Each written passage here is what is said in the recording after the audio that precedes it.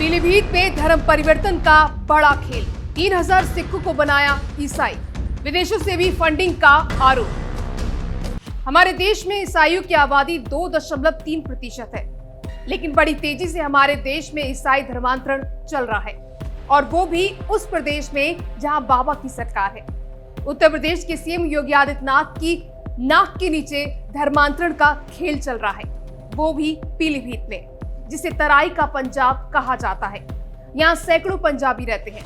ये ज्यादातर लोग किसानी करते हैं। यहाँ से एक सनसनीखेज दावा सामने आया है, जिसके बाद प्रशासन के कान खड़े हो गए हैं। आप भी सुनकर हैरान रह जाएंगे। पीलीभीत में 3000 सिखों को कथित तौर पर ईसाई बनाए जाने का मामला सामने आया है। क्या प्रशासन को इस बारे में जानकारी नहीं थी? क्यों वो इस खबर से बेखबर थे? क्या ये धर्म का खेल है? क्या ये कोई साजिश है या फिर कुछ और? इस रात से परत दर परत पर्दा उठाएंगे। इसके लिए बने रहे आप हमारे साथ। नमस्कार, आप देख रहे हैं डीएनपी इंडिया। मैं हूं आपके साथ दीक्षा चौधरी। पीलीभीत यूपी का वो जिला जहां सिख समुदाय की बड़ी आबादी रहती है। ये इलाका भारत नेपाल बॉर्डर से सटा हुआ है, लेकिन अब ये शांत इलाका चर्चा में बना हुआ है, क्योंकि स्थानीय गुरुद्वारा प्रबंधक कमेटी ने एक चौंकाने वाला आरोप लगाया है। उनके मुताबिक करीब 3000 सिखों का धर्म परिवर्तन करवाकर उन्हें ईसाई बनाया गया। जी हाँ, 3000। ये कोई छोटा मोटा आंकड़ा नहीं है। ये लोग ईसाई धर्म अपना चुके हैं। गुरुद्वारा कमेटी का कहना है कि नेपाल से आए पादरी और कुछ स्थानीय मिशनरियां इस खेल में शामिल हैं, और इनका आरोप है कि गरीब, अनपढ़ और अंधविश्वास का फायदा उठाकर सिखों को लालच दिया जा रहा है। कोई पैसा दे रहा है, कोई इलाज का वादा कर रहा है, तो कोई चंगाई प्रार्थना सभाओं के जरिए लोगों को बरगला रहा है। मतलब वो सभाएं जो बीमारी और अन्य दुखों से पीड़ित लोगों को ठीक करने के लिए की जाती हैं। अब इस खेल का भांडाफोड़ कैसे हुआ? तो मीडिया रिपोर्ट्स के मुताबिक दरअसल बेला गांव की एक सिख महिला मंजीत कौर ने हजारा थाने में शिकायत दर्ज की। उनका दावा है कि उनके पति को बहला फुसलाकर ईसाई बनाया गया। इतना ही नहीं, अब उन पर और उनके बच्चों पर भी धर्म बदलने का दबाव डाला जा रहा है। मंजीत का कहना है कि जब उन्होंने इसका विरोध किया तो उनके खेतों को नुकसान पहुंचाया गया और बच्चों के साथ मारपीट की गई। और ये सिर्फ एक परिवार की कहानी नहीं है। गुरुद्वारा कमेटी ने 160 परिवारों की लिस्ट प्रशासन को सौंपी है, जिनका कथित तौर पर धर्म परिवर्तन हुआ है।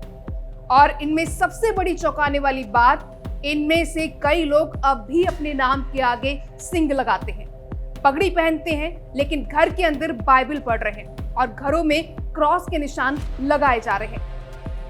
बता दें कि नेपाल से सटे बेला गांव में जहां धर्मांतरण का केस सबसे ज्यादा है, दरअसल पीलीभीत में टाइगर रिजर्व के साथ घने जंगल हैं, लेकिन शारदा नदी पार करते ही आराम से बेला गांव पहुंच सकते हैं, जो भारत का आखिरी गांव है। इससे सटे भागीरथ और सिंघाड़ा गांव है। इन तीनों गांव में पादरी की पैठ काफी है और लोग बड़ी संख्या में ईसाई धर्म अपना रहे हैं। यहाँ से 2 किलोमीटर की दूरी पर नेपाल का कंचनपुर का रिछा टाउन है, जहाँ काफी बड़ा चर्च बना हुआ है। बता दें कि नेपाल भारत का ये बॉर्डर दूसरी सीमाओं से बिल्कुल अलग है। यहाँ कटीले तार नहीं देखे जाते हैं, बल्कि पिलर बने हैं जिस पर नंबर लिखा हुआ है।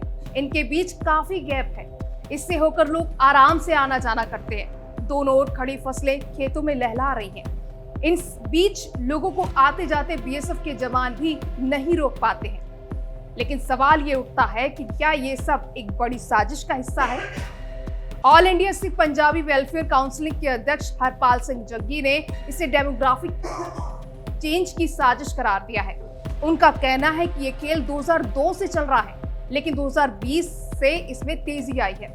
आरोप है कि नेपाल से आए पादरी और कुछ स्थानीय मिशनरियां सिख समुदाय को निशाना बना रही हैं। इनके तार विदेशी ताकतों से भी जुड़े हो सकते हैं। सिख संगठनों का कहना है कि ये सिर्फ धर्म का मामला नहीं है, बल्कि राष्ट्रीय सुरक्षा का सवाल है। भारत नेपाल सीमा पर इतने बड़े पैमाने पर धर्मांतरण ये सहयोग नहीं, बल्कि सोची समझी चाल लगती है।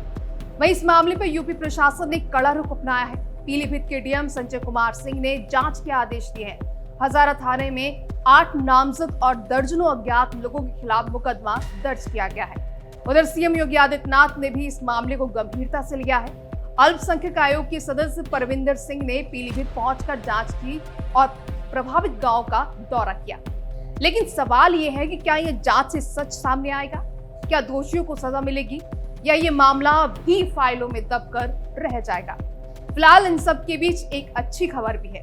विश्व हिंदू परिषद और गुरुद्वारे कमेटी की कोशिशों से करीब 500 लोग सिख धर्म में वापस लौट आए हैं। वहीं सिख संगठन की मांग साफ है कि जिन लोगों ने धर्म बदला है उन्हें अपने दस्तावेजों में धर्म परिवर्तन की जानकारी देनी होगी।